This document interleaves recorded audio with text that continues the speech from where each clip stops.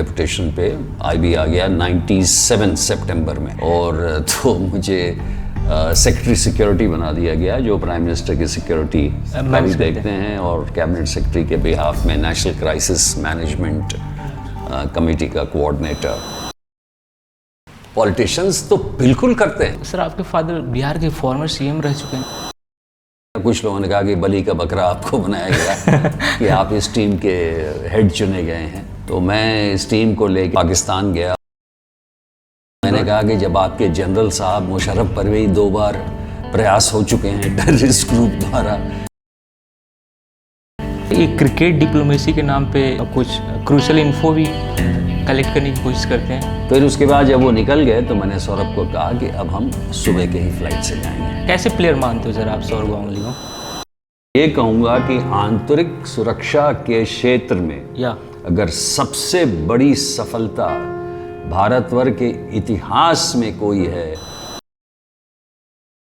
Jammu and Kashmir में आप देखिए कितने अटैक्स होते हैं, तो कुछ हम बचा पाते हैं, कुछ हम नहीं बचा पाते हैं। गलती तो है, इसमें कोई शक नहीं। धुरंधर मूवी रिलीज हुई है सर, मैं तो उसे आपने फर्स्ट अटेम्प्ट में क्लियर किया था। एक भी पैसा छुआ, एक गरीब सरकार आपको इतना पैसा देती है, इतने बड़े ओहदे पे रखती है, अगर आपने एक भी पैसा छुआ इसका मतलब आप गद्दार हैं।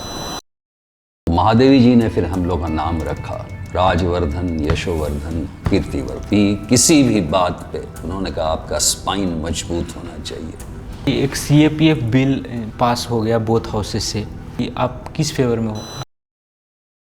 वहाँ से ऑफिसर बन के तो निकल जाते हैं, लेकिन सर बिहार प्रोग्रेस क्यों नहीं कर पा रहा? आपके हिसाब से क्या लगता है? Indian citizens are corrupt by nature.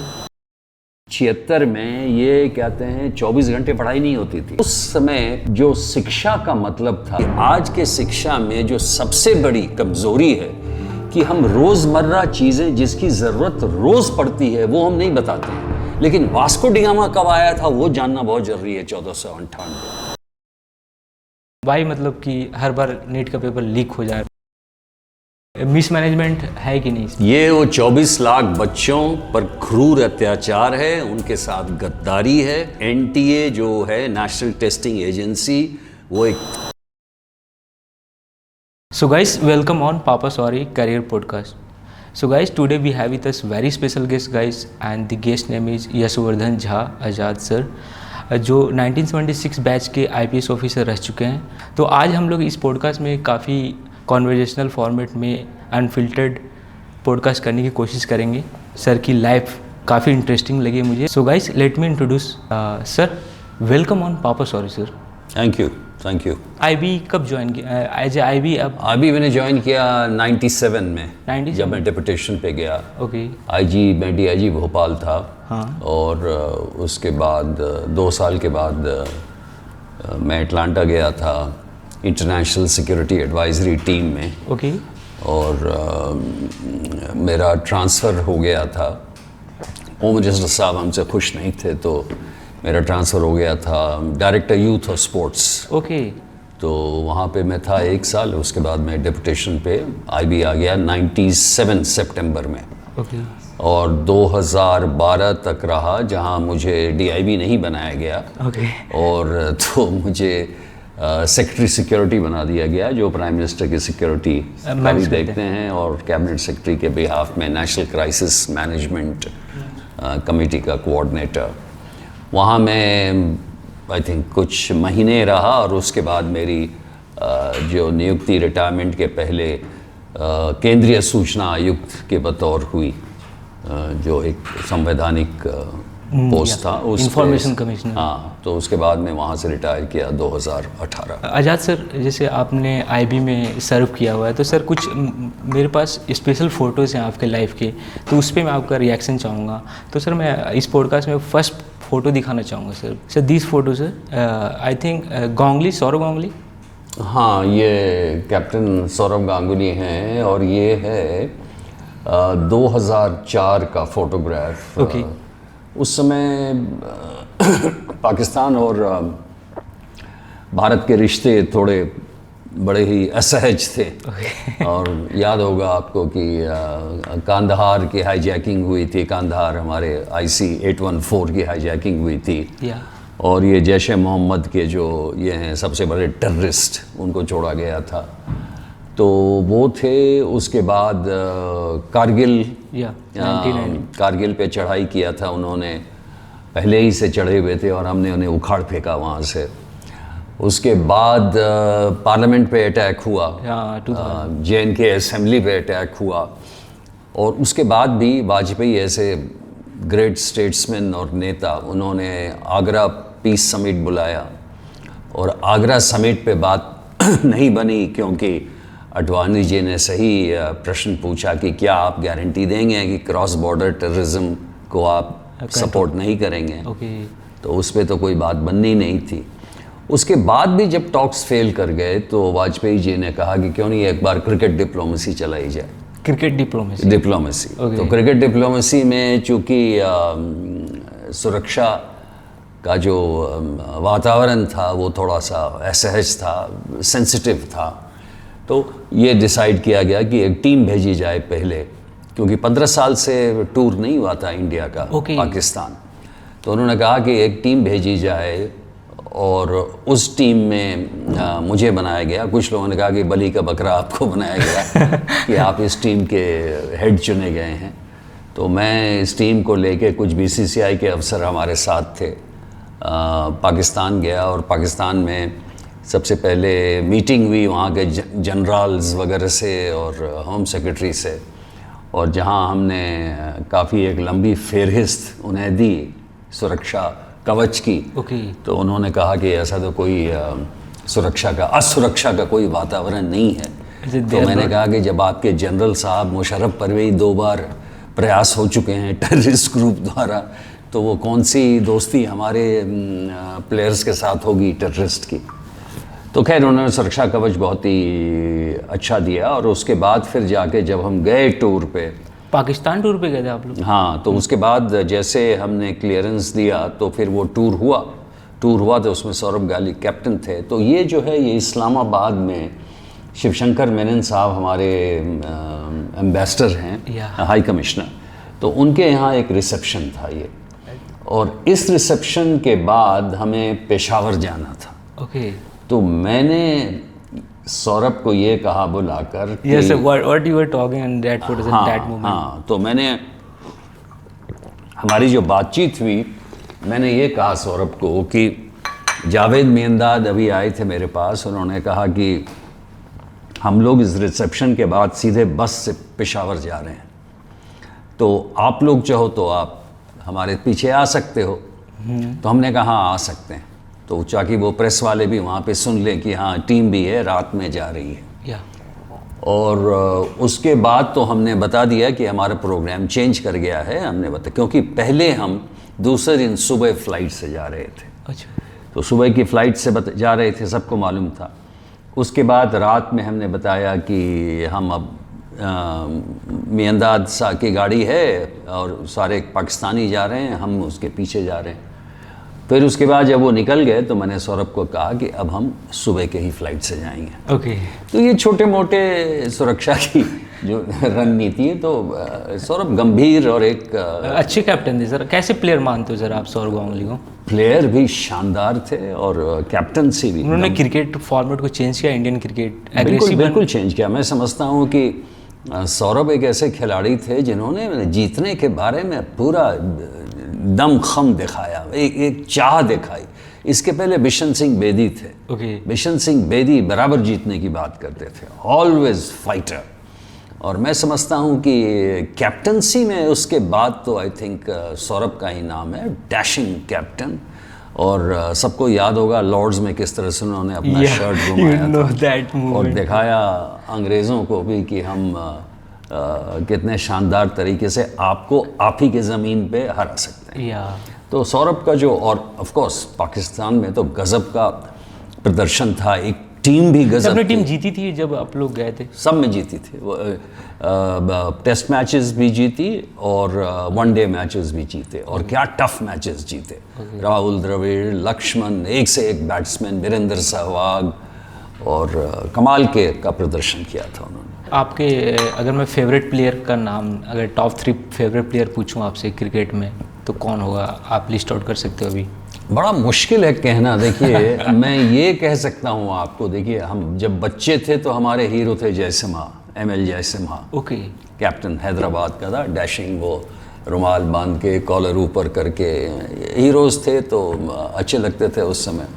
वो हमारे असल हीरो थे। सलीम दुर्रानी दूसरे अच्छे हीरो, खाली छक्का मारते थे। ओके।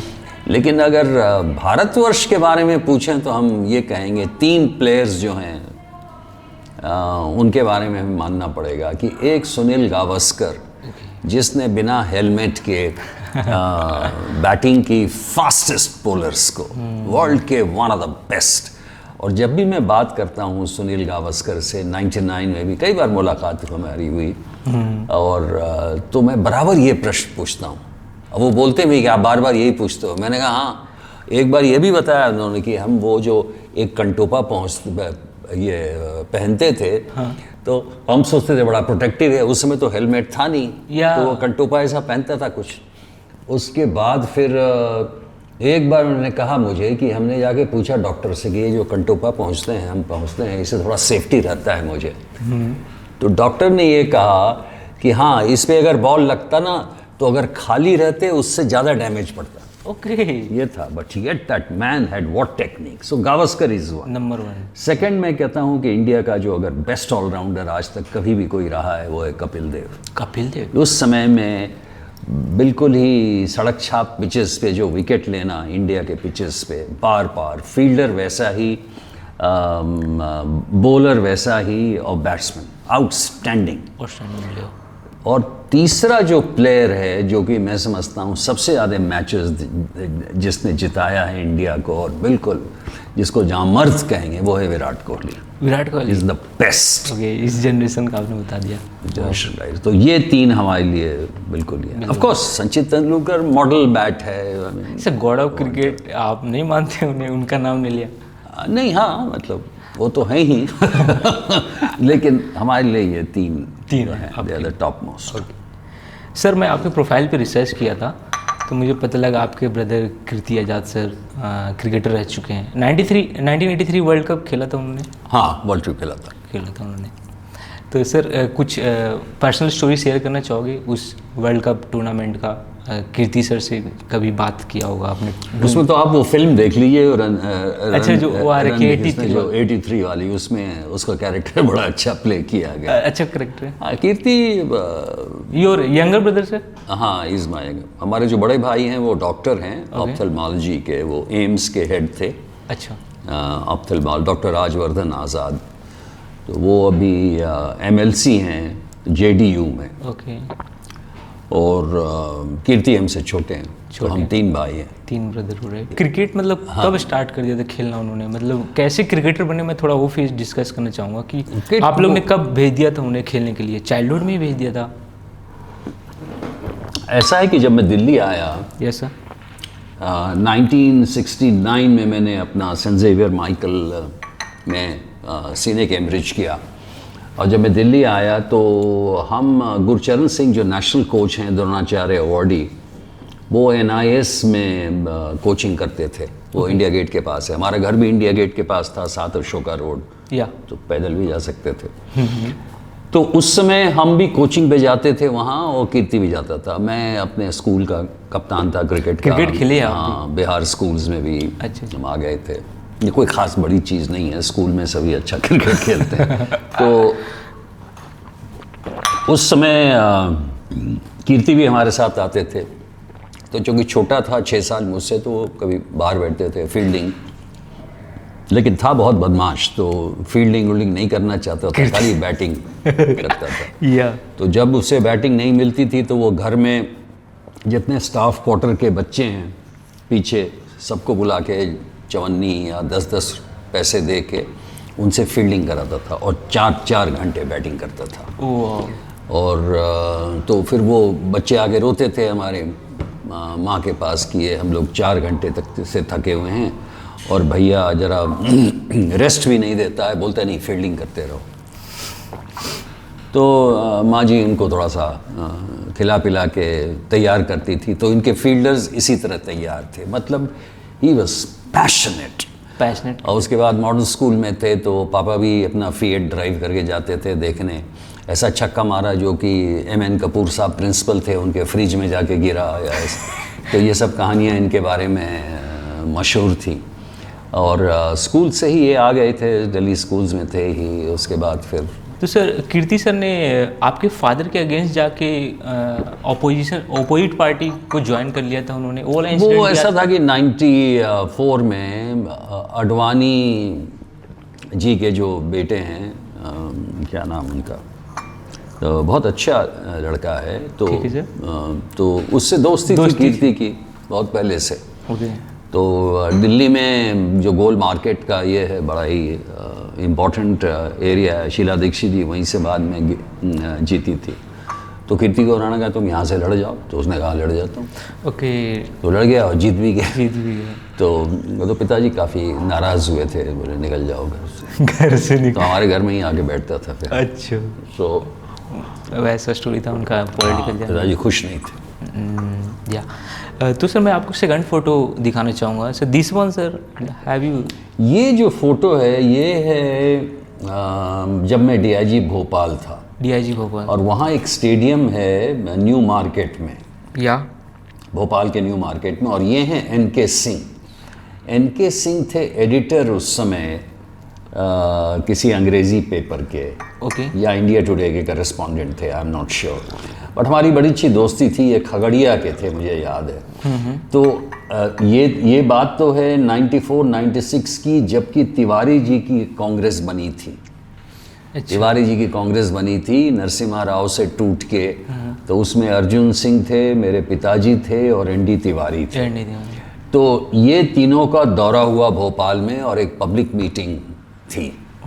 तो हमारे लिए एक आप लोगों का ड्यूटी अजीब सा ये था। मैं डीआईजी भी था, तो मैं गया वो स्टेडियम में, और बाहर में हम दोनों बात कर रहे हैं, थोड़ी सी बूंदाबांदी हो रही थी, तो किसी ने ये फ़ोटो ले लिया। तो ये बड़ा प्रचलित हुआ, ये काफ़ी जगह निकला। न्यूज़पेपर में भी पब्लिश हुआ होगा उस टाइम। हाँ, बहुत जगह पब्लिश हुआ। तो अंदर उसमें लिखा भी कि पिताजी अंदर भाषण दे रहे थे और बेटा बाहर ड्यूटी बूंदाबांदी में खड़ा था। या। तो ये तब का फ़ोटो है 94-95 का। या थर्ड पिक जो है ये आपके फादर हैं? या फादर। तो सर अपने फादर की कोई स्पेशल मेमोरीज चाइल्डहुड का डिस्कस करना चाहोगे?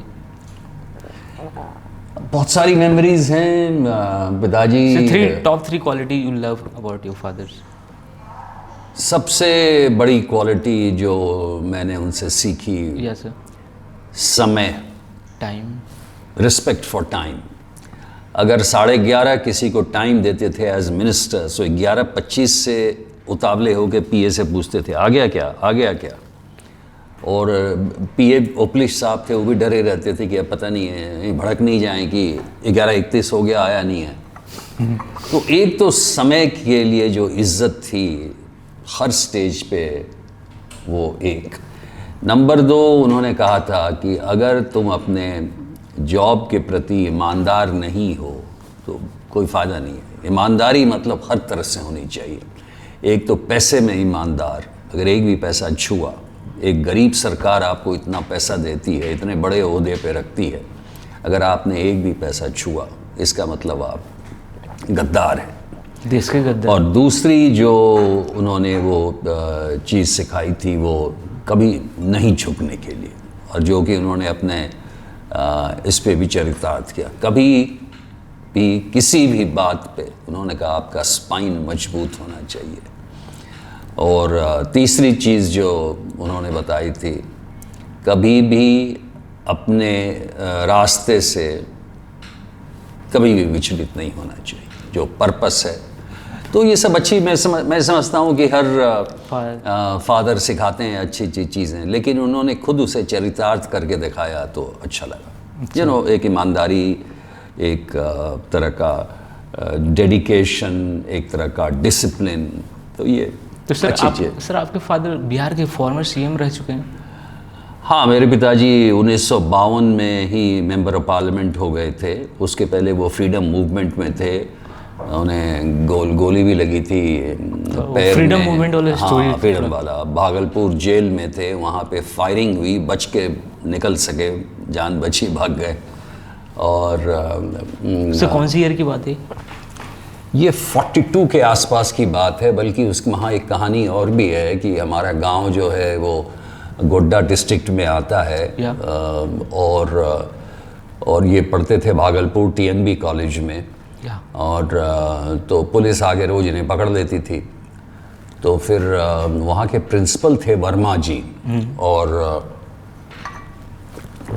उन्होंने कलेक्टर SP को बुलाया और कहा कि ये बच्चा होनहार है, स्कॉलरशिप पे पढ़ रहा है, अच्छे मार्क्स हैं, क्यों इसको आप बराबर गिरफ्तार करते हो? तो उन्होंने ये एडवाइस दी, आप इनको यहाँ से भगा दीजिए, क्योंकि नहीं तो मुश्किल होगा हम इन्हें वो जो इमरजेंसी धारा है उसमें पढ़ने। तो फिर उन्होंने पिताजी को, बताइए उस किस तरह के वाइस चांसलर होते थे, बेटे की तरह मानते थे, उन्होंने उन्हें भेज दिया अपने रिश्तेदार, वो उनकी बेटी थी महादेवी जी या पता नहीं क्या थी। तो महादेवी वर्मा जी के पास वहाँ भेज दिया इलाहाबाद। तो वहाँ पे ये रहे। तो महादेवी जी ने फिर हम लोग का नाम रखा, राजवर्धन, यशोवर्धन, कीर्तिवर्धन। और वो उनको मौसी कहा करते थे। और उनकी जो किताब, जो महाकाव्य लिखा है उन्होंने, मृत्युंजय, उसमें मौसी जी ने ही उसका प्रीफेस लिखा है। तो महादेवी वर्मा जी हमारे परिवार के लिए बिल्कुल ही, और देश की तो वो खैर देश रत्न है, कवित्री ऐसी की जो पूरा संसार मानता है। 1952 सर, 1952 में आपकी एज क्या थी? 1952 में मेरा जन्म नहीं हुआ। सॉरी। तो ये पिताजी फर्स्ट टाइम मेंबर बने 1952 में, 29 इयर्स में, यंगेस्ट थे। उसके बाद 6 टर्म रहे ये, 30 इयर्स। उसके बाद एक टर्म MLC भी रहे, 6 इयर्स। सो करीब almost 60 years of public life. In this pic you are looking so handsome, sir. Can you bring the story of this photo? ये है कराची। और जो मैंने आपको पहले बताया कि 2004 में जो मैं डेलीगेशन का हेड बन के गया था एक्सप्लोर करने वेन्यूज़ वगैरह को, तो और ये हैं कर्नल अफरीदी थे पाक रेंजर्स के कर्नल। और ये मुझे लाए थे कराची स्टेडियम देखने के लिए कि जायज़ा लेने। तो वहाँ पे वो पूरा ड्राइंग और ये सब बना था, फोर्सेस थी। तो उस समय हमने कराची स्टेडियम में सुरक्षा व्यवस्था का जायज़ा लिया था। तो उसी के दौरान का ये फ़ोटो है। काफ़ी प्रेस वाले थे और वो चाहते थे कि क्रिकेट हो, और ख़ासकर इंडिया के साथ तो क्रिकेट एक नई चीज़ होती है उनके लिए। तो इसलिए ये वहाँ का फ़ोटो है। Sir last photo sir, this one sir with, ये है 1999 का, पहले का है। 1999 में पाकिस्तान की टीम आई थी यहाँ, और जब आई थी तो उसके बारे में हिंद सेना या किसने पिच उखाड़ दिया था और काफ़ी तमाशे हुए। मैच नहीं हो पाया था। नहीं, हाँ, विकेट उखाड़ दिया था, बाद में बना दिया गया। तो मुझे नेशनल सिक्योरिटी कोऑर्डिनेटर बनाया गया और मैं इनके साथ पूरे इंडिया घूमा, सारे टेस्ट में और मैचेस में। और इस बार ये सब मैच जीते। वसीम अकरम कैप्टन थे जो उसमें नज़र आ रहे हैं। तो काफ़ी अच्छी दोस्ती हो गई क्योंकि हम इनके साथ ही रहते थे, ये करते थे। तो एंड में टूर बहुत अच्छा रहा। तो उन्होंने ये शील्ड मुझे प्रेजेंट किया। वो मियाँ मुनीर हैं जो मैनेजर हैं, दाहिने तरफ मियांदाद हैं, उसके बाद अकरम हैं, बीच में जो झांक रहा है वहाँ से शायद एजाज है, 1 डाउन बैट्समैन। सर ये आपको क्या लगता है, क्रिकेट डिप्लोमेसी हेल्प करता है to make better relationship with your opponent country? ये तो आपने बहुत बड़ा सवाल कर दिया। बहुत ही बड़ा सवाल कर दिया। क्या क्रिकेट डिप्लोमेसी काम करता है? देखिए ऐसा है, 1950 से लेकर अभी तक बार बार बीच में क्रिकेट डिप्लोमेसी अप्लाई किया गया। अच्छा।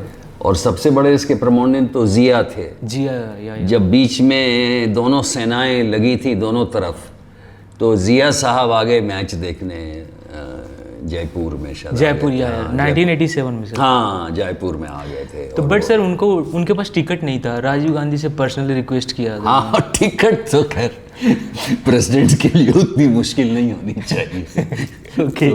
तो मतलब एक बहुत बड़ी चीज़ है अगर आप चले जाएं मैच देखने कहीं। या तो ये जो डिप्लोमेसी है हर बार आप देखोगे कि इसका इस्तेमाल किया जाता है। ओके। तो फिर बीच में लड़ाई हो जाती है, फिर कहते हैं वो ख़त्म हो जाता है। 2003 और 2004 में जब मैं गया या सर तो बहुत गर्मजोशी से स्वागत हुआ। बल्कि 99 में जो एक मैच था चंडीगढ़ में, वहाँ से वीज़ाज़ दिए गए और लोग यहाँ पे आके चंडीगढ़ के दुकानों में जाकर कैसेट ख़रीद रहे थे, वो सीडी खरीद रहे थे इंडिया के फिल्म्स का, और यहाँ के जो दुकानदार हैं उन्हें फ्री में दे रहे थे कि आप हमारे नेबर्स हैं, बगल में रहने वाले हैं। इसी तरह जब हम गए वहाँ पे तो इतनी गर्मजोशी से स्वागत हुआ, लोगों ने रात में पार्टीज़, दिन में पार्टीज़, इस तरह से स्वागत किया। वहाँ की पुलिस फोर्सेस ने बहुत ही इज्जत दी। बल्कि लाहौर के DIG जो डुग्गर साहब थे, उन्होंने हमें बुलाया लाहौर पुलिस लाइन में और बड़ी इज्जत से नवाजा, कहा कि हमको कमांडेंट के सीट पे बैठने का ऑफ़र दिया। तो मैं थोड़ा हेसिटेट किया, कमांडेंट लाहौर पुलिस लाइन जो सबसे पुरानी है, तो मैं हिचका। उन्होंने कहा आप पहले फॉरेन पुलिस अफसर हैं जिनको हम ये इज़्ज़त दे रहे हैं। फिर हमने साइन किया। फिर उन्होंने मुझे न्योता दिया भाषण देने के लिए, जो यहाँ वहाँ के इंडियन पुलिस सर्विस के ऑफिसर्स हैं, जो पाकिस्तान उसको कहते हैं PSP, police service of Pakistan. और हम गए तो राज कपूर के ट्यून्स बज रहे थे, आवारा हूँ ये गानों के बजा रहे थे पुलिस बैंड। और उसके बाद हमने भाषण दिया, चर्चा हुई, तो वातावरण तो बहुत ही अच्छा था। लेकिन उसके बाद 2008 की घटना हो गई मुंबई टेररिज्म की, फिर क्रिकेट ख़त्म हो गया। तो अब क्या है, तो सर अब कैसे इम्प्रूव होगा रिलेशनशिप पाकिस्तान के साथ? देखिए अभी हाल में मैंने एक अखबार में पढ़ा ठीक है कि कतार में कुछ चर्चाएं चल रही हैं, पुराने जनरल्स हैं, पुराने हमारे फॉरेन सर्विस के डिप्लोमेट्स हैं, उनकी बातचीत चल रही है। तो पहले भी इस तरह के प्रयत्न किए गए हैं, अब देखिए उसका क्या अंजाम निकलता है। क्योंकि अभी एक स्टेटमेंट भी हौजा बोले साहब ने दिया है जो बीजेपी के हैं कि भाई बातचीत तो चलते रहनी चाहिए। अब उसका क्या अंजाम निकलता है वो हमें देखना पड़ेगा। सर ये क्रिकेट डिप्लोमेसी के नाम पे जो IB के लोग होते हैं वो इंटेलिजेंस कुछ क्रूशल इन्फो भी कलेक्ट करने की कोशिश करते हैं, एज ए स्टाफ मेंबर बन के जाते हैं एक दूसरे के कंट्री में, ऐसा IB में नहीं देखिए आजकल जो इन्फॉर्मेशन लेने का तरीका भी तो बदल गया है। इतने अब आपके पास सारे सैटेलाइट हैं, आपको तो वैसे ही पता लग जाता है कहाँ इंस्टॉलेशन है, कहाँ मूवमेंट हो रहा है, कहाँ कितनी चीज़ें ओपन हैं, आपके मिलिट्री अटैचेज़ हैं, सब कुछ हैं। तो क्रिकेट के लिए उसलिए जो हमारा इतना स्वागत किया, उन्हें तो मालूम था हम कौन है नहीं है, लेकिन बड़े गर्मजोशी से स्वागत किया, बड़े खुल के स्वागत किया, मज़ा हंसी मजाक भी खूब होता था। अच्छा। और हर जगह हमारा रास्ता खाली था जाने के लिए। तो जो जानकारी है उसका तरीका होता है, हमारे एसेट्स होते हैं, एजेंट्स होते हैं, उनके भी होते हैं, हमारे भी होते हैं। तो ये तो रेगुलर प्रोसेस चलता रहता है। अभी इंडिया में धुरंधर मूवी रिलीज हुई है सर, आपने देखी है वो मूवी? हाँ देखिए, 1 और 2 दोनों देखिए? नहीं, मैं एक देखते देखते थक गया था तो बहुत लंबी है, दूसरा देखने का हिम्मत नहीं है मेरे को। तो सर उसमें वो जो हमजा का रोल है, जो मतलब पाकिस्तान में जाता है और 10-15 साल रहता है वहाँ पे, ऐसा मतलब कुछ स्टोरी बताना चाहोगे बिना नाम लिए, मतलब ऐसा कोई इंडिया का IB का कोई स्टोरी जो दिखाया गया है धुरंधर में? हाँ, वैसा नहीं होता। वैसा नहीं होता। हाँ, ओके। बहुत ही ड्रामेटिक ग्लैमराइज कर दिया गया है। ओके। कि आप सर प्रोपेगेंडा मूवी मानते हो उसे आप? In favour of BJP? मैं तो उसे प्योर प्रोपेगेंडा मानता हूँ। In favour of BJP? अब कि जिसके भी फेवर में हो मुझे नहीं मालूम, लेकिन नाम नहीं लेना। नहीं, नाम मैंने चाहे बीजेपी फेवर में हो, चाहे नेशनलिस्ट फर्वर हो, इसी कई ऐसी फिल्में बनती हैं देशभक्ति जनसेवा के नाम पे, तो लोगों को अच्छी लगती हैं तो अच्छी लगे। लेकिन वो जो फिल्म है रियलिटी से मैं नहीं मानता कि उसका ये बहुत फ़र्क है। कि आप कराची जाएं, कराची में ही आप सारा कंट्रोल करने लगे हैं, ये थोड़ा मुश्किल है ये बिलीव करना भी। बट ठीक है, अच्छी फिल्म है, फाइट्स बड़े अच्छे हैं, गाने वाने धूमधाम बहुत अच्छा है, तो ठीक है, काफ़ी अच्छी earning किया वो। अगर ये 1 घंटे 5 मिनट की होती तो अच्छा लगता है। 4 घंटे देखने का दम नहीं है। अटैक से पार्लियामेंट का अटैक और अक्षरधाम का अटैक 2002 का, ये सब जब अटैक हुआ था तब मीडिया में ये चल रहा था कि आईबी फेल हो गई है, इंटेलिजेंस ब्यूरो फेल हो गई थी, इसलिए अटैक हो चुका है। तो सर ये क्या आप मानते हो कि आईबी फेल हुई थी उस दौरान? देखिए ऐसा है कि ये जो अटैक्स होते हैं, 9/11 भी अटैक हुआ या अमेरिका में, या तो हम करीब 90 चीज़ बचा लेते हैं, 90 जो आतंकवादी की घटनाएं हैं उनको हम नहीं होने देते, लेकिन 10 में तो हम फेल करते हैं, ये बात तो सही है, और वही हाईलाइट हो जाता है। वो हाईलाइट होता है, और मैं मानता हूँ कि फेलियर्स तो रहते हैं। अब जम्मू एंड कश्मीर में आप देखिए कितने अटैक्स होते हैं, तो कुछ हम बचा पाते हैं, कुछ हम नहीं बचा पाते हैं, गलती तो है, इसमें कोई शक नहीं, और हर अटैक को रोकना बहुत मुश्किल है, बहुत मुश्किल। आप देखो वर्ल्ड में जिस तरह के अटैक्स हुए हैं, लंदन की बॉम्बिंग हुई, स्पेन में मैड्रिड की बॉम्बिंग हुई, हर जगह ये चलता है, लेकिन इतना ज़रूर है कि हमने जो अभी 3 बार जो रिटेलिएटरी एक्शन लिया है वो बहुत ही अच्छा लिया है। अच्छा, मैं समझता हूँ कि 2008 में भी हमें अटैक करना चाहिए था, जो हमने नहीं किया, और ये जो 3 हमने किया, पुलवामा के बाद किया, ऑपरेशन सिंदूर में किया, और एक बार पहले किया था उरी अटैक, वो बहुत अच्छा किया था, उरी और बहुत अच्छा अटैक हुआ, और इससे एक मैसेज तो गया कि हम चुपचाप नहीं रहेंगे और हम ज़बरदस्त एक्शन लेंगे, तो इसको मैं मानता हूँ कि this is a very good decision. जो 370 आर्टिकल है, आर्टिकल 370 पे आपके व्यूज़ क्या है सर? गवर्नमेंट ने सही किया रिमूव करके 2019 में? देखिए 370 आर्टिकल को हवा बनाया हुआ है दोनों तरफ से, ठीक है। एक तो 370 आर्टिकल जो है वैसे भी डाइल्यूट हो गया था, क्योंकि जितने लॉज वॉज बने थे यहाँ पे वो एप्लीकेबल हो रहे थे वहाँ जम्मू एंड कश्मीर में। उनके लॉज सेपरेट थे ना JNK के? हाँ, बट 370 का बेसिक इशू क्या था कि भाई कोई बाहर का वहाँ पे जमीन नहीं ले सकता है, 35 या क्या है उसकी, और असेंबली में वो रेटिफाई करेगी तभी वो आदमी जो है ये हो सकता है, रिजर्वेशंस नहीं था, ये था वो था। लेकिन ये कहना कि आर्टिकल 370 से कोई टेररिज्म पे फ़र्क पड़ेगा, ना तो पहले कोई फ़र्क पड़ा रहने से, और ना कोई उसके हटाने से कोई फ़र्क पड़ा। सर आप कश्मीर गए हो? कश्मीर आपने सर्व किया? बहुत बार गए। सर्व किए? बहुत बार गए। सर्व किए हो आप? नहीं, कश्मीर में सर्व नहीं किया, बिकॉज मेरा कार्डर मध्य प्रदेश था। तो ये जो 370 के आर्टिकल के बारे में हम लोग बात करते हैं, उससे कहते हैं वहाँ के भी नेता उसको एक हुजूम बनाया था, पॉलिटिकल टूल यूज कर। Absolutely, it's a political tool, absolutely. ठीक है, इसके बाद रिजर्वेशन मिलने लगा, ठीक है, अच्छी चीज़ है ये, लेकिन टेररिज्म पे कोई इसका लेना देना नहीं है। टेररिज्म पे उसके बाद भी एक्शन हुए, पहलगाम तो हुआ ही, उसके बाद भी हुआ। सर इंडिया में नक्सलिज्म और लेफ्ट विंग एक्सट्रीमिज्म जो 2010 में बहुत बड़ा इशू था, वो सर अभी कम हुआ है, मानते हो आप? कम नहीं, बल्कि मैं ये कहूँगा कि आंतरिक सुरक्षा के क्षेत्र में अगर सबसे बड़ी सफलता भारतवर्ष के इतिहास में कोई है तो वो है नक्सल उन्मूलन। और इसके लिए सारा क्रेडिट मैं दूंगा CRPF, स्टेट पुलिस, स्टेट के चीफ मिनिस्टर्स, और सबसे बड़ा होम मिनिस्टर।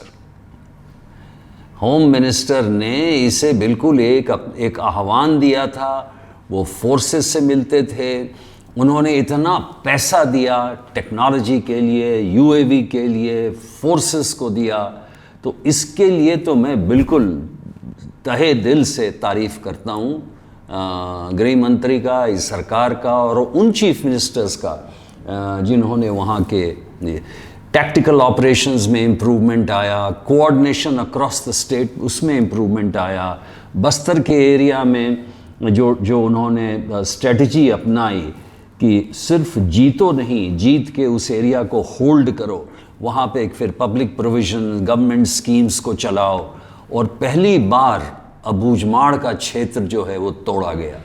मैं उस काडर में था और 2005 से लेकर 2008 स्टेशन चीफ था आईबी का मध्य प्रदेश में। तो वो एरिया मेरे अंतर्गत आता था और मैं वहाँ पे घूम चुका हूँ। Of course different bush shirt pant पहन के सारे एरिया को मैं घूम चुका हूँ पहले, जबकि सलवा जुडूम वगैरह की बात हो रही थी। तो मैं समझता हूँ कि ये बहुत बड़ी सफलता है सरकार की और इससे काफ़ी, खाली एक चीज़ हमें ज़रूर देखना है कि हम जो अब क्या कहें, जो व्यवस्थापन करना बहुत आवश्यक है। ये नहीं हो कि आदिवासियों के इलाके में ये हुजूम जो बिजनेसमैन का जाए और वो फिर से वो बॉक्साइट माइनिंग और फलानी माइनिंग शुरू हो जाए और उनकी ज़मीन जो है छीन ली जाए। उनको वो आदर, उनको वो सम्मान और उनको वो हक मिलना चाहिए। ये सबसे बड़ा चैलेंज अब होगा नक्सलियों को हराने के बाद। आज़ाद सर, जैसे अभी एक CAPF बिल पास हो गया बोथ हाउसेस से, तो सर उसमें ये आर्गूमेंट दिया जा रहा है कि जो रियल BSF कैडर के जो AC लेवल के जो ऑफिसर वो टॉप रैंक पे नहीं पहुंच पा रहे। तो सर इसमें क्या लगता है कि आप किस फेवर में हो? IPS एज ए डेपुटेशन पे टॉप सर्विस पे पहुंच जा रहे हैं? और मैं समझ गया। देखो ऐसा है कि आप एक बहुत ही सेंसिटिव चीज़ पूछ रहे हो। ओके। मैं किसी के फेवर में नहीं हूँ, मैं देश के फेवर में हूँ। ठीक है। ओके। इस चीज़ को बिल्कुल सिर्फ BSF के ऑफिसर और IPS में तो तुलना करनी ही चाहिए। इसलिए मैं आपको बता दूँ, BSF ऑफिसर्स की भर्ती कैसे होती है। BSF ऑफिसर्स की जो भर्ती होती है UPSC कराती है। न तो उसमें आर्मी का जैसा सख्त ट्रेनिंग नहीं, परीक्षा में भी जो लेते हैं तो वैसे भी शारीरिक जो रिक्वायरमेंट है वो नहीं है, ना वो आर्मी की ट्रेनिंग है। ठीक है। और दूसरी तरफ ना वो इंटेलेक्चुअल हेफ्ट है जो UPSC में IAS या IPS देते हैं, वो भी परीक्षा से नहीं है उनकी। राइट। तो दोनों लेवल पे, मतलब कॉग्निटिव लेवल, ट्रेनिंग लेवल और डिसिप्लिन लेवल, दोनों में नहीं है, वो बीच में। राइट। तो ये कहना अगर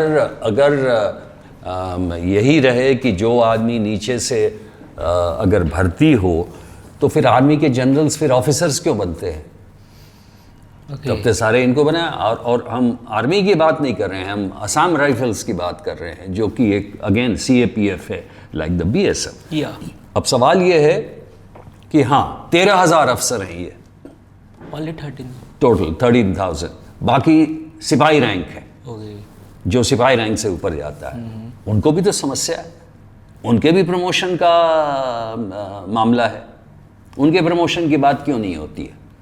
तो ये अफसर्स जो हैं इनको कहते हैं IG लेवल पे इतना दिया गया है, 50% या जितना भी है, 33% या कितना है एट दी 67% ATG। मैं नहीं समझता ऐसे कि और ऐसा तो किसी ने नहीं कहा था कि हर पोस्ट चीफ में इन्हीं को बनना चाहिए। ये कहा था क्या सुप्रीम कोर्ट ने? मुझे तो नहीं मालूम कहा था ऐसा कुछ।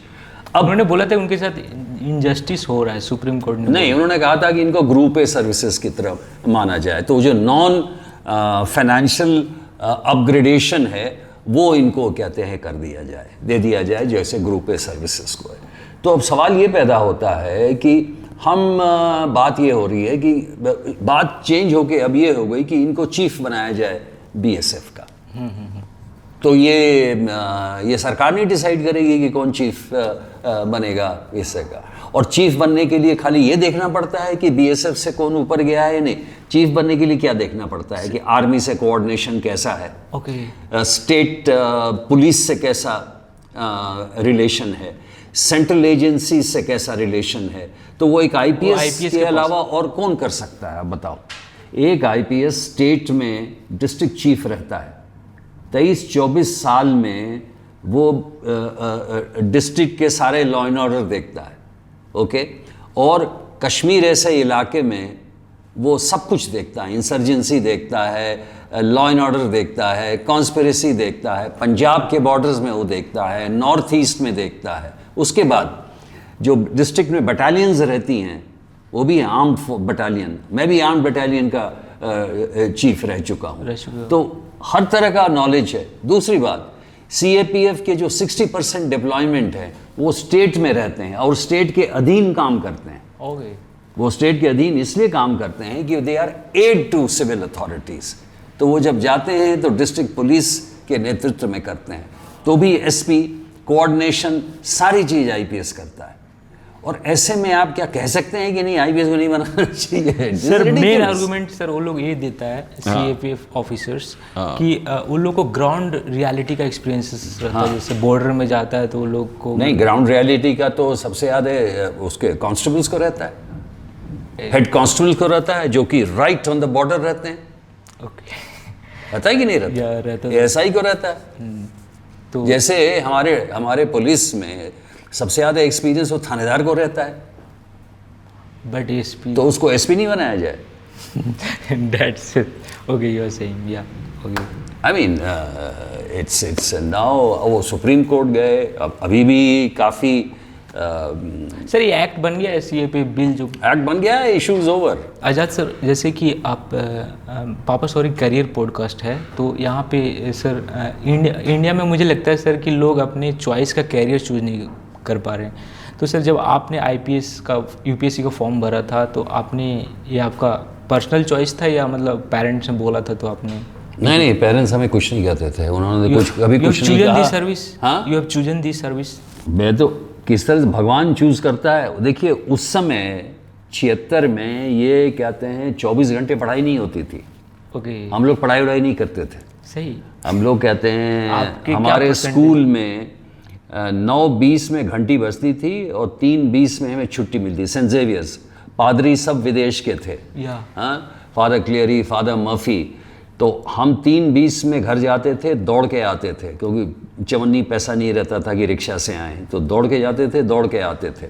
गांधी मैदान में क्रिकेट की प्रैक्टिस करते थे, क्रिकेट के कैप्टन बने, पटना जेवियर्स। उसके बाद हम हैंडबॉल खेलते थे, शफल बोर्ड खेलते थे, टेनिस खेलते थे, डिबेटिंग करते थे, ड्रामेटिक्स करते थे। उस समय जो शिक्षा का मतलब था, जिसको हम शिक्षा कहते हैं, खाली एकेडमिक डिग्री नहीं था। उस समय मतलब था कि आप कैसे बोलते हैं, चलते हैं। और यही मैं कहता हूँ आज कि आज के शिक्षा में जो सबसे बड़ी कमज़ोरी है कि हम रोज़मर्रा चीज़ें जिसकी ज़रूरत रोज़ पड़ती है वो हम नहीं बताते हैं। लेकिन वास्को डी गामा कब आया था वो जानना बहुत ज़रूरी है, 1498। और सुनिए, आज सबसे बड़ी आवश्यकता क्या है बच्चों को जानने की? रोड पे कैसे चलो, कैसे लोगों से बात करो, कैसे कपड़े पहनो, फाइनेंशियल लिटरेसी, कैसे पैदल चलो, कैसे आर्टिकुलेशन करो, पर्सनालिटी, व्यक्तित्व कैसे बढ़ाओ, डिसिप्लिन कैसे करो, जो चीज़ हम नहीं सिखाते हैं। और इसलिए हमारे स्कूल में एक ऑलराउंडर बनाते थे पहले, समझे। उसके बाद जब हम हिंदू कॉलेज आए तो हमने भी यहाँ भी डिबेटिंग किया, क्रिकेट किया। क्रिकेट बहुत टफ था, इसीलिए छोड़ा, और भाई भी बहुत आगे जा चुका था, तो मैंने कहा एक को तो छोड़ देना चाहिए। तो और उसके हिंदू में सर कौन सी ईयर में गए थे आप? हम गए थे 70 में। 70 मैंने इकोनॉमिक्स ऑनर्स किया था वहाँ से इकोनॉमिक। और चूँकि रिज़ल्ट ठीक ठाक था तो मुझे दिल्ली स्कूल ऑफ इकोनॉमिक्स में MA करने के लिए एंट्री मिल गई थी। जैसे हमारा MA ख़त्म हुआ तो पिताजी पूछने लगे अब क्या करोगे, अब क्या करोगे। ठीक है। तो हमने कहा अब क्या करेंगे, समझ नहीं आएगा। तो वहाँ परीक्षा थी, वो परीक्षा दे दिया, परीक्षा दिया जैसा था। फॉर्म कैसे भरे, मतलब किसी ने बताया था आपको? फादर ने बोला था? कोई नहीं बोलता है, फिर हम लोग सब अपने आप करते थे। हाँ, हमारे जितने बैचमेट्स हैं, कोई IPS है, कोई IAS है, कोई फॉरेन सर्विस में है, कोई एडिटर है, कोई लॉयर है। तो एक अच्छा ग्रुप है। Delhi university best Hindu college, best college रहा है अभी पिछले 15 साल से इंडिया में। तो ये पीयर ग्रुप जो है उससे जानकर उसका मतलब बेनिफिट मिला। तो ऐसा नहीं है हम कोई बड़े तोप नहीं थे, जैसे बाकी लोग थे उन लोगों के तरह हम भी घुस गए गलती से। ऐसा है कि बहुत ब्राइट लोग भी जिस दिन चली नहीं तो नहीं जा सके, हमारे से लोग थे। तुक्का चल गया तो हो गया। कौन सी ईयर में दिया था सर आपने? और मुझे रोल नंबर भी याद है, मेरा रोल नंबर था 27409। यूपीएससी का? वाह सर, मज़ा आ गया। तो सर आपने फर्स्ट अटेम्प्ट में क्लियर किया था? हाँ, फर्स्ट अटेम्प्ट। हो गई। तो वही तो कहा, ये तुक्का है, भगवान की आशीर्वाद है और कुछ नहीं है। पहली बार दिया, घुस गए और हम 22 साल में सर्विस में आ गए थे। फर्स्ट पोस्टिंग कहाँ गए थे सर, याद है आपको? आईपीएस में मेरी, पहले तो हमें ट्रेनिंग के लिए जाना पड़ता है मसूरी। या मसूरी के बाद हम वहाँ जाते हैं 1 साल के लिए national police academy Hyderabad, Shivarampalli, बहुत अच्छी जगह। तो वहाँ पे और हम नए ही गए थे उस जगह में। उसके पहले माउंट आबू में ट्रेनिंग होती थी। इंफ्रास्ट्रक्चर उतना ये नहीं था, ये तो बिल्कुल ही मॉडर्न और आज तो गजब का एकेडमी बन गया है, बिल्कुल मॉडर्न, कंफर्टेबल और बहुत अच्छी ट्रेनिंग। उसके बाद हम पहुँचे स्टेट में, तो मिलते हैं गवर्नर से, सीएम से, सब लोगों से। उसके बाद हम गए ट्रेनिंग स्कूल वहाँ सागर, और फिर मेरी पहली पोस्टिंग हुई, इसको कहते हैं परीक्षा विधीन, supernumerary ASP under training, assistant superintendent police under training. तो मैं जबलपुर में हमारी तैनाती हुई वहाँ पे, और वहाँ पे मैं 78 मार्च में गया और 79 मेरे ख्याल से जुलाई तक रहा, 1.25 साल। ओके। तो वहाँ मैंने ट्रेनिंग एएसपी की। उसके बाद सीएसपी इनफॉर्मली बना दिया गया और उसी समय प्रमोशन हो गया, मुझे भोपाल एडिशनल एसपी बुलाया गया। फर्स्ट पोस्टिंग का एक्सपीरियंस सर कैसा रहा? मतलब आपने जब यूपीएससी के दौरान तैयारी किया था, वो यूपीएससी के दौरान आइडियल वर्ल्ड में रहता है कि यूपीएससी एस्पिरेंट, एंड जब ग्राउंड पे जाता है तो उसे कुछ अलग ही दिखता है वहाँ पे। तो सर आप अलग दिखा? मुझे वैसा कुछ नहीं लगा। देखिए, मैं एक राजनीतिक परिवार से आया था, ठीक है, और स्कूल में था, तो मुझे रुचि बहुत थी देखने की, ये करने की। मैं वो बबुआ तो था नहीं। तो जब मैं गया तो पहचान थी। हाँ, इतना ज़रूर था कि दिल्ली में बड़े आराम से रहता था, वहाँ गया तो देखा कि हाँ, गरीबी कैसी है, कैसे लोग बेचारे ये हैं। उनसे जो निकटता हुई, उससे थोड़ा काफ़ी वेदना हुई कि इतनी गरीबी, इतना ये। तो उससे ज़रूर सेंसिटिव माइंड को ये लगता है, जितने भी अफसर जाते हैं कलेक्टर बन के या एसपी बन के, तो उनको लगता है कि वास्तविक जो स्थिति है हमारे देहात में या ऐसे शहरों में, बेचारे छोटे छोटे केस लेके थाने में आते हैं। जो चीज़ें एक पंचायत का अगर बुज़ुर्ग आदमी हो समझा दे तो केस ख़त्म हो जाए। तो ये सब देखा, बड़े नज़दीकी से देखा। फिर तरह तरह के क्राइम देखे, सट्टा, जुआ, डकैती देखी, रॉबरी देखा, हाईवे ये देखा, मर्डर्स देखे। तो सर ये एक्सट्रीम, ये जो आप बता रहे हो क्राइम्स, तो एक्सट्रीम क्राइम्स, तो सर इसके लिए क्या एक यूपीएससी एस्पिरेंट में कौन सी टॉप 3 क्वालिटी होनी चाहिए आईपीएस ऑफिसर बनने के लिए? आपको क्या लगता है? मतलब सबसे बड़ी चीज यूपीएससी एस्पिरेंट को अडॉप्ट नहीं करना? सबसे बड़ी चीज़ जो चाहिए वो एक व्यक्तित्व चाहिए। ओके। व्यक्तित्व चाहिए, बड़ा जिगरा चाहिए, क्योंकि जब आप बड़े अफसर बनोगे तो आपको अपने मैन को कमांड करना, ये सबसे बड़ा, मतलब लीडरशिप क्वालिटीज़ जो है सबसे ज़रूरी है। चाहे वो आईएएस हो, चाहे बड़ा दिल, छोटी ये नहीं होनी चाहिए। और आपका जो स्पाइन है वो भी बहुत मजबूत होना, कमर, रीढ़ की हड्डी। ईमानदार रहें, रीढ़ की हड्डी आपकी ठीक रहे, और लीडरशिप में आप बहुत बड़े दिल के हों। आपका आइडियल मानेक शॉ ऐसा होना चाहिए। ओके, मानेक शॉ कि छोटे छोटे चीज़ों में तंग नहीं करना लोगों को। एक चीज़ मैं भूल गया, ये अच्छा रहेगा कि अगर आप सीएपीएफ के जवानों में ये पूछें कि सीएपीएफ को लीडरशिप देनी चाहिए या आईपीएस को, यही आपको बता ही रहा हूँ मैं। ओके, बता। हाँ, रैंक एंड फाइल से आप पूछो कि आप आईपीएस चाहते हैं ये या अपने सीएपीएफ के अधिकारी चाहिए। लीडरशिप एक बहुत बड़ी चीज़ है। उदारता उसमें दिखानी पड़ती है, टफनेस दिखाना पड़ता है, लेकिन उदार भी। तो मैं समझता हूँ ये 3 क्वालिटी बहुत ज़रूरी है। क्योंकि देखिए, रोज नामचा एक्सपर्ट, अब जैसे कि नया कानून बना है तो उसके लिए तो आपको ये मिल जाता है, एआई इंटेलिजेंस में आप देखो, हाँ भाई पहले क्या था, रेप 376, अब क्या है हमें तो याद नहीं है, हमें पुराना सब याद है। अच्छा, अब क्या है 472। अच्छा, इसके स्पॉट में वेरिफिकेशन में क्या क्या करना है, वो चेकलिस्ट बनी हुई है, फटफट वो सब कर लो। तो ये सब चीज़ें तो कोई भी कर सकता है। लीडरशिप दिखाने के लिए मैनेजमेंट है, understanding of people matters, understanding, वही तो, एलोकेशन ऑफ रिसोर्सेज, आउटरीच, आपका व्यक्तित्व। मैंने देखा है कि जो स्पोर्ट्समैन रहते हैं अधिकारी, वो ज़्यादा मिलनसार होते हैं लोगों से। क्यों? कि उनका कांटेक्ट स्पोर्ट्स होता है ना, contact, body contact, vibe match कर देता। हाँ, तो वो बड़ा ज़रूरी। ये सब चीज़ें जो है अनफॉर्चुनेटली हमारे इंटरव्यू में नहीं सिखाया जाता है, जो कि होना चाहिए यूपीएससी में। अब आप उसी से वही पूछ रहे हो, फिजिक्स का एग्जामिनेशन दे के आया, उसी से पूछ रहे हो न्यूटन के लॉ के बारे में, क्या फ़ायदा उससे? That is not I, so there should be a lot of changes. Bureaucrat में ट्रांसफ़र पोस्टिंग जो बोलते हैं, वो पॉलिटिशियन इसको एज ए टूल यूज़ करते हैं। जो उनके पॉलिटिकल लाइन में नहीं आते तो उनको काफ़ी ट्रांसफर्स मिल जाते हैं। और मतलब इस पे आपके क्या व्यूज़ हैं? मतलब वो तो politicians are misutilizing it. Of course politicians तो बिल्कुल करते हैं। देखिए, एक जो राजनीतिज्ञ है उसकी राजनीति शुरू होती है थाने से, तहसील से। वो छोटा छोटा चीज़ करता रहता है, 2-3 बार अगर पिटा और 2-3 बार अगर उसको पकड़ा गया वो कानून ये भंग करते हुए, तो उसका सर्टिफिकेट मिल जाता है उसको। उसकी पार्टी कहती है देखिए इन्होंने कितने एजिटेशन किए हैं, बिजली के इसमें बिजली का ये तोड़ दिया। For them it works like reward, for them it works like reward, exactly. तो बल्कि वो तो बड़े खुश होते हैं और बीच में बोलते भी हैं थानेदार को, जरा हमको उतना पीटिएगा नहीं, हम आगे में रहेंगे। ये सब एडजस्टमेंट होता है बड़े बड़े इसमें, तो वो तो है, इसी तरह बनते हैं वो।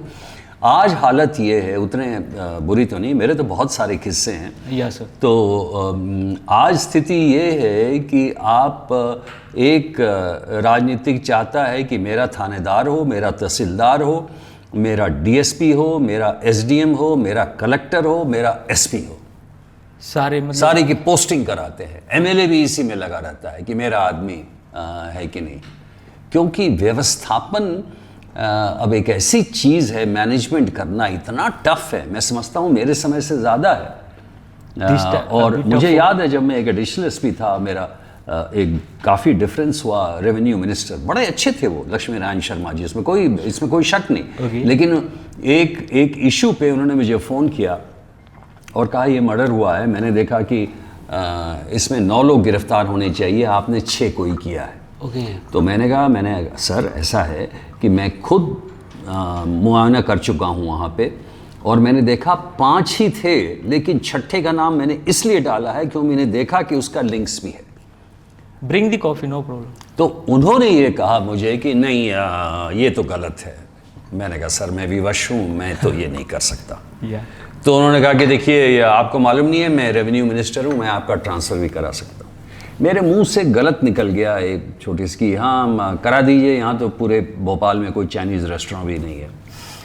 और वो निकल तो गया, मैं क्या 23-24 साल का था, ठीक है, तो गलती तो हो गई। उसके बाद दूसरे मुख्यमंत्री ने बुलाया तो जब मैं गया तो उन्होंने कहा क्या नाम है आपका, क्या करते हैं? पहली बार एक एडिशनल एसपी तो बहुत जूनियर अधिकारी है, क्यों आप ऐसा कुछ कहा था क्या? मैंने कहा जी हाँ।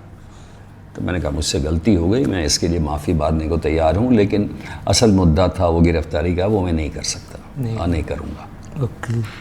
तो आपको मालूम होना चाहिए कि उन्होंने मुझे ट्रांसफ़र नहीं किया। ओके। सकलेचा जी थे। ओके। देखिए आप कितना बड़ा दिल है। और वो लक्ष्मी नारायण शर्मा जी मेरे बहुत अच्छे मित्र हो गए बाद में। तो ये बड़प्पन है उनका। सर ऑफिसर प्रोटेक्शन कोई बिल लाना चाहिए कि ऑफिसर लोग को बचाया जाए, ट्रांसफ़र पोस्टिंग के प्रेशर से कैसे बचाया जाए ऑफिसर्स को? कुछ ऐसा आपके पर्सनल थॉट है? नहीं हो सकता वो मतलब पॉलिटिकल लीडरशिप मतलब टॉप पे सब कुछ ट्राई कर लिया गया। देखिए सुप्रीम कोर्ट ने इसके बारे में डायरेक्शंस दिए सारे कोर्ट को। क्या कहा उन्होंने? प्रकाश सिंह जी जो हमारे सीनियर आईपीएस अफसर हैं, उन्होंने 96 में ये किया और 2003 में ये डायरेक्शंस आए शायद 2003 में, और उसमें साफ कहा गया कि देखिए डीजी की जो पोस्टिंग है वो इस तरह से की जाए। चलो हम ये भी मानते हैं कि डायरेक्टर जनरल ऑफ पुलिस को खैर सीएम का हक है, वही करे, चलिए वो भी मान लिया, कुछ मान्यताएं रखें और करें। लेकिन उसमें ये लिखा था कि ट्रांसफर्स में टेन्योर फिक्स होना चाहिए कि ऑपरेशनल पोस्ट पे। ये भी कहा गया था कि ट्रांसफ़र जो है वो डीजी को करना चाहिए। अच्छा, एक बोर्ड बनेगा वहाँ पे और वो करेगा। तो कोई चीज़ मानते नहीं है, नहीं करते हैं। सीएम सोचते हैं कि नहीं, पुलिस हमारे अंडर सर अभी हाथ में होम मिनिस्टर एंड सीएम के हाथ में ट्रांसफर पोस्टिंग किसके हाथ में? ट्रांसफर जो होम मिनिस्टर रहता है वही करता है। तो अधिकतर चीफ मिनिस्टर ही होम मिनिस्टर रहते हैं, आईएएस का, और ये अपने कंट्रोल में रखते हैं। ये दोनों कंट्रोल में है तो फिर तो आपके पास आईएएस के पास भी होता है? आईएएस का भी ट्रांसफर करता है सीएम, आईपीएस का भी दोनों करता का है। करते हैं। और क्या, जो छोड़ेगा थोड़ी कोई। बिहार से आते हैं, मक्का बोलते हैं, मतलब बहुत बिहार के स्टूडेंट्स हैं जो यूपीएससी का तैयारी करता है। तो सर ये वहाँ से ऑफिसर बन के तो निकल जाते हैं, लेकिन सर बिहार प्रोग्रेस क्यों नहीं कर पा रहा, आपके हिसाब से क्या लगता है? बिहार प्रोग्रेस नहीं करता है इसलिए क्योंकि वहाँ का जो इकोसिस्टम है, वहाँ के लोग वैसे ही हैं, पॉलिटिशियंस भी वैसे ही हैं। आप सही लोगों को चुनेंगे। अब प्रशांत किशोर ने तो कोई ऐसी गलत बात नहीं कही थी, उसको एक वोट भी नहीं दिया आपने, एक भी सीट नहीं जीत पाया। एक भी नहीं जीत पाए। तो मेरा ये कहना है, जो नया एक प्रयास करना चाहता है तो उसको तो आप दे नहीं रहे हैं। आप किसको वोट दे रहे हैं? जो कि आपको 15,000 या 10,000 या 5,000 की बात करता है। Indian citizens are corrupt by nature. अब ये तो मैं भाई इंडियन सिटीजन, ये तो बड़ा स्ट्रॉन्ग स्टेटमेंट हो गया। हम माइंड नहीं करते हैं करप्शन को। देखिए, पॉलिटिशियन जो हैं अटैक नहीं करना चाहते हैं करप्शन को मजबूती से, ये मैं बराबर कहता हूँ। ओके। और लोग जो है करप्शन को माइंड नहीं करते हैं, क्योंकि जितने भ्रष्ट नेता हैं वो जीतते ही जाते हैं, तो कोई मतलब ही नहीं है। अब कुछ यहाँ ऐसे नेता हैं जो विदेश वगैरह में तो उनको कभी वो राजनीति में रह नहीं सकते थे। केसेस आपके खिलाफ हैं, सब कुछ हैं, केसेस दबाए हुए हैं, और आप इलेक्शन जीत रहे हैं। तो ये तो अभी इसमें क्या। सर करंट बिहार सीएम सम्राट चौधरी हैं, तो उन पे सर आपका क्या व्यू पॉइंट है? अब मैं तो इनके बारे में कुछ जानता ही नहीं हूँ, एक्सेप्ट कि इनके एजुकेशन क्वालिफिकेशन के बारे में लोगों को नहीं मालूम है। खैर चलिए, वो जो भी रहे। अभी तक तो ये अभी 1 महीना हुआ है इनको आए हुए शायद। या यू राइट। और अभी तक तो मैंने कुछ अभी तो एक ब्रिज टूटा है वहाँ विक्रमशिला का, वो पता लगा, ये 15वां ब्रिज है। और मैं तो 2, 3, 4 चीज़ देखूंगा। ठीक है। कि पहली बात ये देखूंगा कि वो जो टीचर्स हैं जो कभी टीचिंग छोड़ के सारी और चीज़ें करते हैं, कभी इलेक्शन में लगा दो, कभी उनको इसमें लगा दो, और अपने टीचरी जो स्कूल में नहीं करते हैं और ठेके पे दे देते हैं औरों को, और उनका ट्रांसफ़र किसी का 20-20 साल तक नहीं होता है। अगर वो ये कर सकें तो बदलाव आएगा। दूसरा, यहाँ के कुछ सेंटर्स हैं जो चीटिंग सेंटर्स हैं, वो बनाया है इसीलिए गया। नाम लेना चाहोगे? हाँ, जैसे कि देखिए नीट के एग्ज़ाम में, जो आप भूल गए पूछना, कि नीट के एग्ज़ाम में सीकर सेंटर है राजस्थान का, 2024 में नीट का पेपर लीक हुआ था, उस टाइम भी उसका नाम आ रहा था। नहीं, उसमें जो इम्पोर्टेंट चीज़ है कि 40 आउट ऑफ 50 सेंटर में लड़के थे जिनको कि मैक्सिमम 100 मार्क्स आया था। ऐसे चीटिंग स्पेशलाइज सेंटर्स किस लिए हैं? क्या कि वहाँ के बच्चे बहुत तेज़ हैं बिहार से? ऐसा तो नहीं है। तो और दूसरा, हेल्थ। अगर सम्राट चौधरी हेल्थ के बारे में भी उतना ही, प्राइमरी हेल्थ सेंटर्स है, डॉक्टरों की भर्ती है, इसमें ये करें। अब मानते हो डॉक्टर्स कम है in proportion to population? Of course. Okay sir, budget कम है इंडिया? बजट तो है ही नहीं। बजट तो हेल्थ एंड एजुकेशन पे बहुत कम खर्च करते हैं। एजुकेशन पे भी कम है, सेंटर भी, स्टेट भी, और इसमें भी कम है, क्योंकि हमें इतना बांटना पड़ता है सोशल सब्सिडीज, तो सब चीज़ में कम। सर बिहार को स्पेशल स्टेटस का दर्जा मिलना चाहिए आपको? नहीं, स्टेटस मिलेगी। Will it help or not? नहीं, it won't help at all. Why you are saying so? Governance is poor. कोई गवर्नेंस ही नहीं है बिहार में। देखिए लोग, अब आप इतनी कम अपेक्षाएं हैं हमारी कि रोड बना दिया तो बहुत अच्छा है। रोड तो बनना ही चाहिए, ब्रिज तो बनना ही चाहिए, basic necessities. What have you done? I mean governance करो ना भाई, शुड बी गवर्नेंस। आप कहते हैं कितने केसेस पेंडिंग हैं, कितने रेवेन्यू केसेस पेंडिंग है, लैंड के झगड़े गुड़े कितने हैं, म्यूटेशन के लिए क्यों उतनी देरी होती है? असल चीज़ तो ये है। सर सीबीआई एंड ईडी का रोल भी करंट गवर्नमेंट में मिसयूज काफ़ी बहुत दुर्भाग्य है कि सीबीआई को तो वाइंड अप कर देना चाहिए, क्योंकि एक तो अभी तक इसका कोई एक्ट नहीं है इसके पीछे, एग्जीक्यूटिव नोटिफिकेशन है, नंबर 1। नंबर 2, पहले भी इसको केज्ड पैरेट कहा गया, अभी भी इसकी यही हालत है। नंबर 3, इसका जो मुख्य था टेररिज्म, वो तो एनआईए ने ले लिया। ओके, चौथा अब इसके पास क्या बचा है, दो इनके डिवीज़न, एक तो बैंकिंग वाले हैं और एक ये फ्रॉड्स, बैंकिंग फ्रॉड्स है, और एक इनका करप्शन जो गवर्नमेंट ऑफिसर्स का है। और अगर कोई सीबीआई का अफसर स्ट्रेट इन्वेस्टिगेशन बिना किसी इन्फ्लुएंस के कर सकता है तो हम माने, लेकिन ऐसा क्यों है कि कितने ऐसे केसेस हैं जो धीरे चल रहे हैं, जो ऑपोजिशन के खिलाफ केसेस हैं वो बड़े जोरी से तेज़ी से चलते हैं, और जो जिनके खिलाफ जो इधर पहले चले हुए केसेस बंद भी कर दिए जा बंद भी किए, हाँ बीजेपी बंद किए गए हैं, रोक दिए गए। आप देखिए ये जो सीएम हैं शिवेंदु अधिकारी जी हैं, उनके खिलाफ भी 6 लाख लेने का फोटो आया था। Yes you are right. Sharma ji जो हैं सीएम, उनके खिलाफ भी केसेस हैं जो रुक चुका है। असम के सीएम हैं, तो वो भी जब वो टर्न कर गए थे उधर। आप देखिए इसमें क्या रिकॉर्ड है। तो मेरा ये कहना है कि आप अगर एक बैलेंस बनाए रखें, हो सकता है कि वो गिल्टी नहीं है, लेकिन आप प्रोसेस तो ये कीजिए, रोकना नहीं चाहिए। हाँ, ये मैं नहीं कह रहा हूँ कि भाई बिना जजमेंट के हम थोड़ी कह सकते हैं, लेकिन प्रोसीजर जो है बराबर रहनी चाहिए, ये कहने का मतलब। सर योर व्यूज ऑन मतलब BJP winning every elections right now, majority में तो हर स्टेट में उन्होंने सरकार बना लिया है, तो why they are winning sir, मतलब BJP according to you?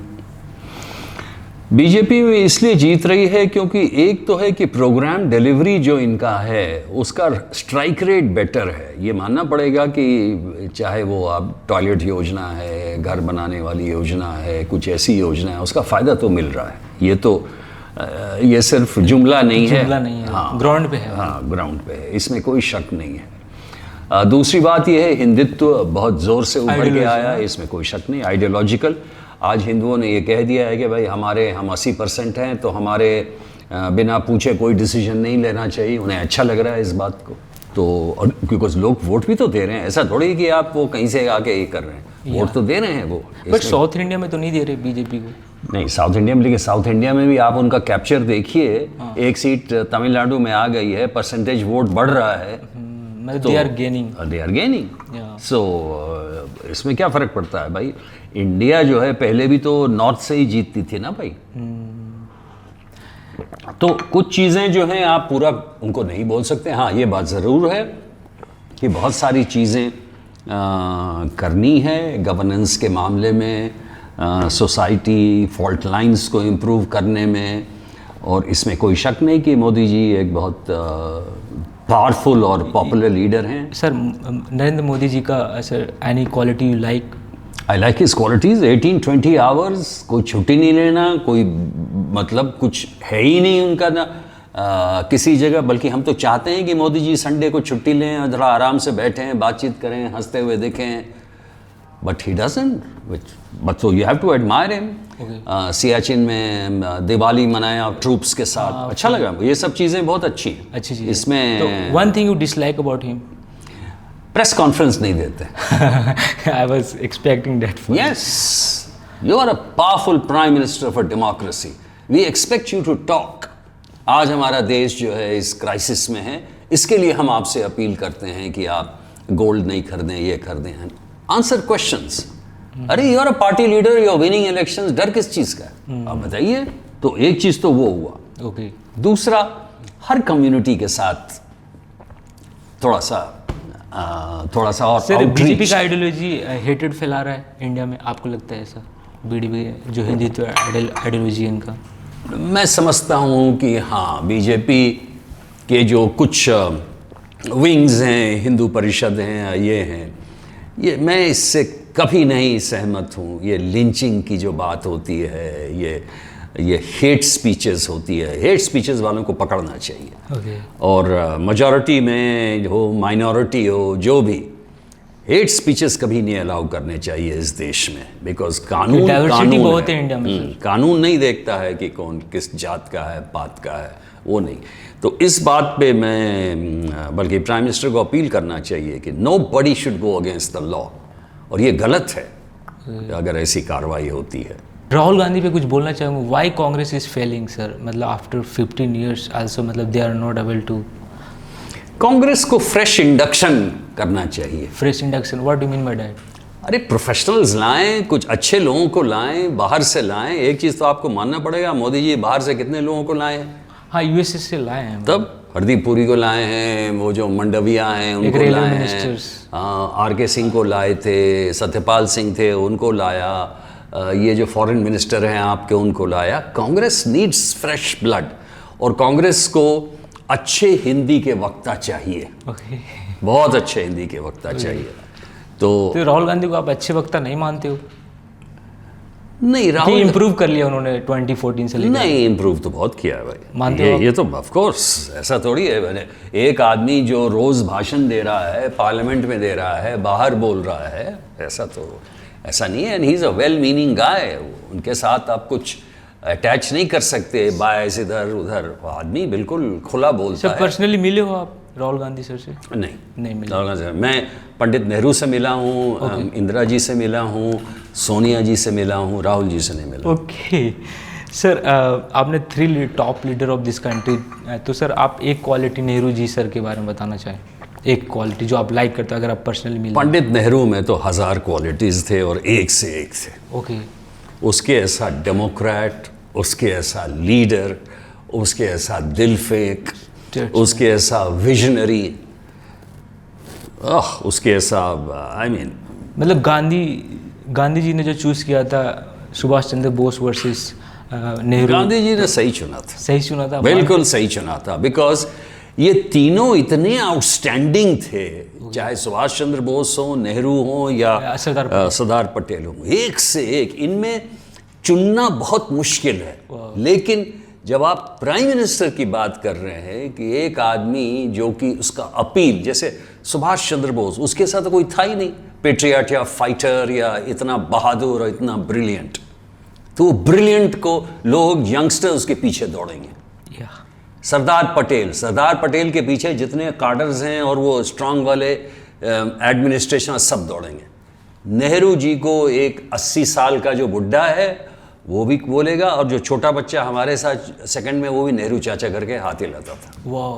So that way it is fine. So Gandhi ji और अगर सुभाष चंद्र बोस अगर रहते तो पता नहीं इस देश का क्या होता, कायाकल्प बदल जाता, ऐसे मानते, इसमें कोई शक नहीं। और काश सरदार पटेल और जिंदा होते।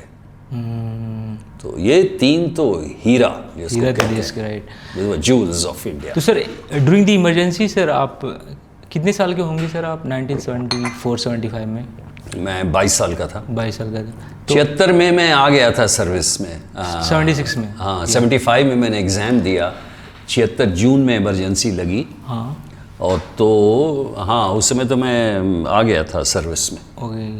तो सर वो फेस कैसा, मतलब डिसलाइक करते हो वाले फेस को, नेहरू इंदिरा गांधी मैम का डिसीजन? नहीं, इंदिरा गांधी मैम का डिसलाइक नहीं करता हूँ। मैंने कहा ये जो इमरजेंसी थी वो तो सही नहीं है। डेमोक्रेसी में आप इमरजेंसी तो नहीं लगा सकते हो। लेकिन दाद भी देता हूँ मिसेस गांधी होगी, बाद में वो इमरजेंसी ख़त्म करके इलेक्शन लड़ी और हार गई। ये बहुत बड़ी चीज़ है। That is the good thing. हारी और बाहर रही पावर के, और फिर सत्ता जीती 1980 में। अब लोग कहते थे कि इमरजेंसी में ट्रेन सही चल रही है। वो बात सही है, ट्रेन बिल्कुल सही चल रही थी, बस सही चल रही थी, लोग ऑफिस टाइम से आ रहे थे, बिल्कुल 9:25 में आ जाते थे। तो सर इमरजेंसी के टाइम में क्या प्रॉब्लम हुआ था? मतलब आप लोग जब इंडिया में उस टाइम थे तो क्या, मतलब आपने चेंजेस, मतलब क्या फ्रीडम कर्टेल कर दिया गया था, मतलब आपके हिसाब से? अरे प्रेस वाले प्रेस में काला ऐसे करके छपा था। ओके। और वो वहाँ विद्याधर शुक्ला ने कहा कि हम आपका पेपर पहले देखेंगे कि क्या निकलता है। ओके। लोगों ने कहा, जो बहादुर लोग थे उन्होंने कहा नहीं निकालेंगे। और उसके बाद फिर लोग भाग रहे थे, लोग पकड़ रहे थे उनको, और वो भी गलत था। और तीसरा जो नसबंदी वाले ऑपरेशन, वो थोड़ा वो दुखद था, नहीं होना चाहिए था। तो इमरजेंसी प्रोविजन लगाना किसी भी प्रजातांत्रिक प्रणाली में इज नॉट राइट थिंग। बिल्कुल सही नहीं। ये बात दूसरी है कि बाद में मिसेस गांधी ने इसको महसूस किया और बाद में वो खुद इलेक्शन लड़के जीती, वो ठीक है।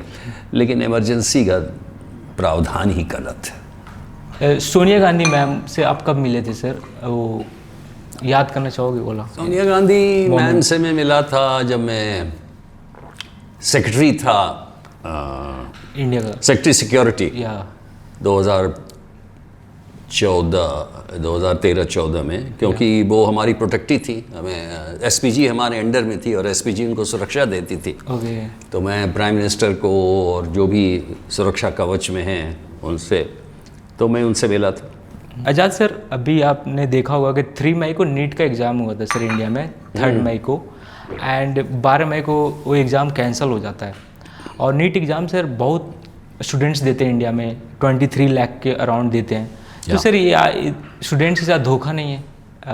भाई मतलब कि हर बार नीट का पेपर लीक हो जा रहा है, मतलब मिसमैनेजमेंट है कि नहीं? ये वो 24 लाख बच्चों पर क्रूर अत्याचार है, उनके साथ गद्दारी है। और ये भी बता दूं कि एनटीए जो है, नेशनल टेस्टिंग एजेंसी, वो एक थर्ड रेट एजेंसी है, जिसमें कोई भी आईएएस अफसर आके बैठ जाता है। 2024 में जो आईएएस अफसर थे, वो कहते हैं जब वहाँ से निकाले गए तो वो स्टील मिनिस्ट्री में बैठ गए। आज वो मुख्यमंत्री छत्तीसगढ़ के सलाहकार बन गए हैं। उसके बाद जो है इसको एक एक्स्ट्रा चार्ज में एक रिटायर्ड अफसर को दे दिया गया था, जो कि चला रहे थे, और अभी 2 महीने पहले ये आए हैं। एनटीए को 2024 में एक हाई पावर्ड कमेटी ने बता दिया था कि इस लीक को फिर से नहीं हो, इसके लिए ये करना चाहिए, लेकिन कुछ भी नहीं हुआ। उन्होंने कहा कि कंप्यूटर बेस्ड टेस्ट हम नहीं कर सकते हैं क्योंकि हमारी कैपेसिटी 1.5 लाख की है, और इसके बारे में निर्णय एजुकेशन मिनिस्ट्री और हेल्थ मिनिस्ट्री करेगी। सेक्रेटरी जो हैं एजुकेशन के हेल्थ, वो चुपचाप हैं, कुछ बोलते हैं नहीं। और जो मंत्री हैं, एक प्रधान साहब हैं, वो इलेक्शन में व्यस्त रहते हैं, बराबर ऑब्जर्वर बनाए दिए जाते हैं। और नड्डा साहब वो इंस्टॉलेशन से अकाउंटेबिलिटी कौन लेगा इस नीट? कोई अकाउंटेबिलिटी नहीं लेगा। यही तो सबसे दुख की बात है, किसी ने एक स्टेटमेंट नहीं दिया। मिनिस्टर एजुकेशन मिनिस्टर है, प्राइम मिनिस्टर हैं, होम मिनिस्टर हैं, किसी को तो बोलना चाहिए। Nobody is taking forward. So इसको ये एक ऐसा दुखद विषय है। सर जेनजी को प्रोटेस्ट करना चाहिए इस पे, जेनजी को मास लेवल पे प्रोटेस्ट करना चाहिए, like Nepal and Bangladesh. Kejriwal sir ने अनाउंस, देखिए प्रोटेस्ट वायलेंट नहीं होना चाहिए, वायलेंट नहीं होना चाहिए। प्रोटेस्ट आप कीजिए, इसमें कोई शक नहीं, लेकिन कोई भी प्रोटेस्ट वायलेंट नहीं होना चाहिए। प्रोटेस्ट तो है, आपके पास सोशल मीडिया है, आपके पास प्लेटफॉर्म्स हैं, आप भाषण दीजिए, ये सब कीजिए, लेकिन हिंसा का ये नहीं कीजिए। हाँ, वो मैं नहीं मानता कि वो सही तरीका है। अरविंद केजरीवाल सर ने कल ही अनाउंस किया था कि जैन जी को फॉरवर्ड आना चाहिए और मास लेवल पे प्रोटेस्ट करना चाहिए। वो गलत, जैन जी अपने पॉलिटिकल कारण से कह रहे हैं। जैन जी को पढ़ाई लिखाई भी देखना है भाई। हमारे बच्चे जो हैं, मैं नहीं चाहता कि वो सड़क पे आके पिटाई हो और उनकी और ये हो। भाई वो दुखी हैं, सबको मालूम है, हम उनके लिए आवाज़ उठा रहे हैं, सही तरीके से उठा रहे हैं, लेकिन सड़क पे जाके मारपीट करना वो खुद करें, अपने पार्टी कार्डर्स को लेके जाएं पॉलिटिकल। बच्चों को क्यों ऐसा आह्वान दे रहे हैं? ये गलत है। हमारे बच्चे जो हैं पढ़ाई करें, वो क्यों जाके अपना हेल्थ खराब करें? ये कर बच्चा जो उनकी इनको इतना मानसिक आघात हुआ है, बेचारे रो रहे हैं, they are mentally broken. Sir families भी कोचिंग पे बहुत ज़्यादा इन्वेस्ट कर देती है, और मतलब families are also very sad. Yes, it's a very sad thing. और तरीका है उसको ठीक करने का। एक आईआईटी के किसी प्रोफेसर को लाएं, 10 लाख रुपया दें महीना, उनको बोलें अपनी टीम चुनें। टीसीएस को कहते हैं, टाटाज कंसल्टेंसी को दें कैरी करने के लिए वेंडर, उनको बोलें कहते हैं ऑर्गेनाइज करने। It can be done, why can't it be done? हम लोग सर इस पॉडकास्ट के लास्ट स्टेज पे आ चुके हैं, और सर मैं आपको थैंक यू बोलना चाहूँगा सर दिल से कि सर आप हमारे पॉडकास्ट पे। तो सर आपसे बात करके काफ़ी मज़ा आ गया sir. You are so open to all the topics. Thank you sir. हमें भी थोड़ा मज़ा आया।